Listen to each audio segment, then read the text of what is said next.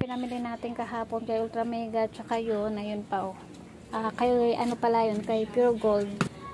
Ay naku, ang gulo nitong aso ko, ayan oh. Ano ba, nagtuturo lang ako, hindi ikaw. Nilalaro yung kamay kong tinuturo. Kasi wala kay Ultra Mega to kahapon. So, isa na lang, wala na kasi ako yung stock nito. Fast moving kasi sa akin itong snack ko at saka cheese ring itong mga nakarang araw. Simula ng bagyo, ayan. Kaya bumili ako kay Pure Gold kahapon after ko kay Ultra Mega. Tigti 10 pieces yata yan. Tapos, hindi pa nga natin na i-display yan, diba? So, meron na naman tayong pinabili sa anak ko kung bunso kanina. Kay Ultra Mega ulit. Ayan, mga noodles yan. Pancit Canton, at saka yun, yung Lucky 7 corn beef. Plus, etc. Tapos, ito yung mga sigarilyo. Good news dahil back to, ano na naman tayo, back to suki sa sigarilyo. Dun sa tapat ng Ultra Mega, bumaba na ulit yung kanilang mga sigarilyo. Hindi naman lahat ng mga sigarilyo bumaba ulit sa kanila. So, ito lang Fortune, Marlboro, at saka itong Camel ang Marlboro sa kanila ay 150 per kaha. And then yung Fortune na green ay 140 per kaha. Tapos yung Camel ay 120 lang. Ay 124. So, mas mababa sila ng 4 pesos. Kay Marlboro naman, mas mababa silang 5 pesos. Kay Fortune naman ay mas mababa sila ng 5 pesos din. O, diba? Magpabili na ako niya ng tigda 2 kaha. Kaya 2 plastic yan kasi nga, nasa Ultra Mega na raw yung anak ko. Doon pa niya sinabi sa akin sa chat na nagbaba na raw yung mga sigarilyo. Kaya nagpadagdag ulit ako sa kanya. Para sabi ko sa Monday na ulit ako bibili. And then, kay grocery naman ni store ng palengke, nagpabili ako ng lemon square na cheesecake, yung original, yung maliit lang. Time check is 5:54 PM. Ayan, medyo maliwanag sa labas pero dito sa loob natin ay ng ating tindahan, syempre padilim na. So maya maya kailangan na natin mag-ilaw. So Saturday nga pala ngayon, July 26, 2024. 2025 pala. Back to last year tayo.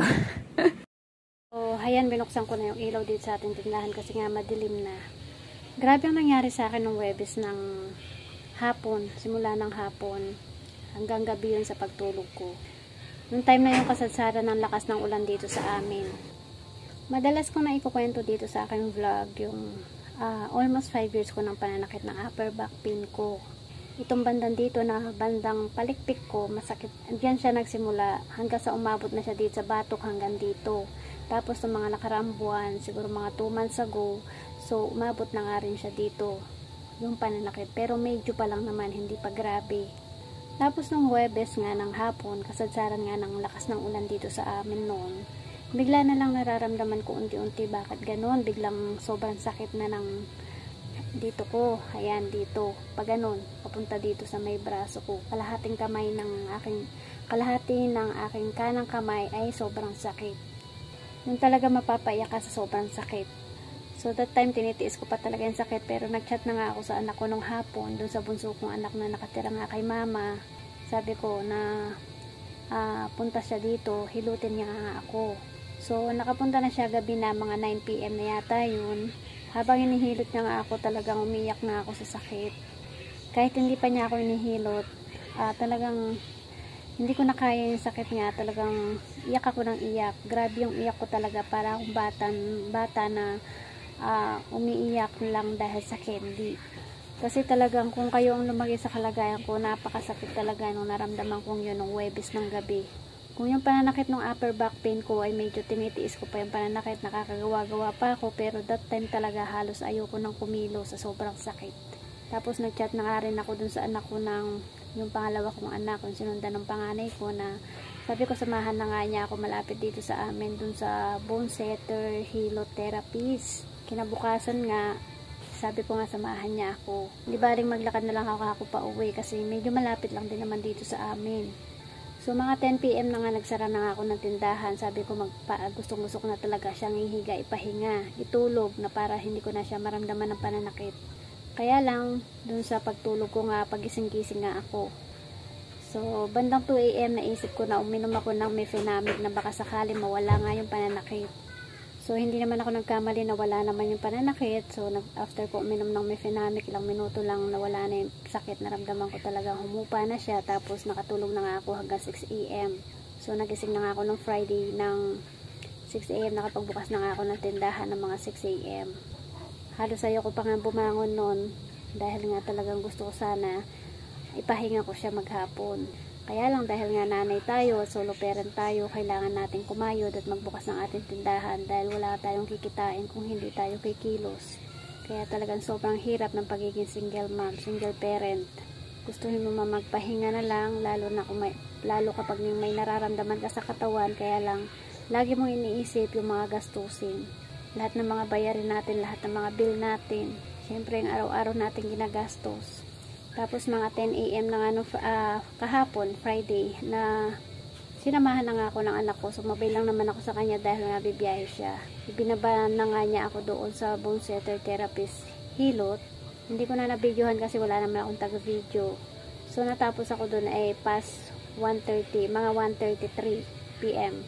Sabi nga nung nanggamot sa akin yung nag-therapist bone setter, sabi nga niya sa akin, kailangan ko siyang i-exercise. So ngayon medyo naramdaman ko parang okay na kasi 3 times a day daw ako mag-exercise. So nag-exercise ako kaninang umaga, nag-exercise ako ng mga tinuro niya sa akin para sa shoulder. Nag-exercise din ako ng tanghali kasi 3 times a day nga. Tapos kaninang tanghali, after ko mag-exercise, naligo na nga rin ako kasi kailangan daw tanghali ako maligo ngayong araw. Hindi naman niya ako niresetahan ng iinumin kong gamot, basta kailangan lang daw exercise ko kasi nga kapag hindi ko raw ginawa yung mga exercise na pinapagawa niya sa akin ay mapupunta ito sa frozen shoulder. Siyempre ayoko naman mangyari yun, kaya siyempre susundin ko yung mga sinabi sa akin.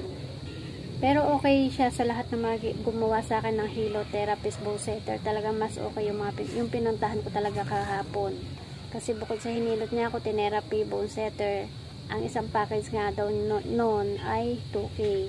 Kaya 2K agad-agad ang ating nagastos kahapon. So naka-discount lang 200 kasi 1.8 na lang ang sinili niya sa akin. Parang naawa nga yata sa akin dahil nga alam niya solo parent ako. Tapos so naglakad nga ako pa uwi. Nung pauwihan nga ako, dumaan tayo kay Ultra Mega para mamili. So yun na nga yung isang box na dala natin plus yung binili natin kay Pure Gold. Hindi naman siya kabigatan. So, hindi ko talaga pinabigat yung aking mga dala dahil nga masakit pa talaga yung kanan ko. Halos hindi pa talaga makabitbit. Magbukas nga lang ng gripo at magdiin ako doon sa dishwashing liquid sa kusina ay masakit.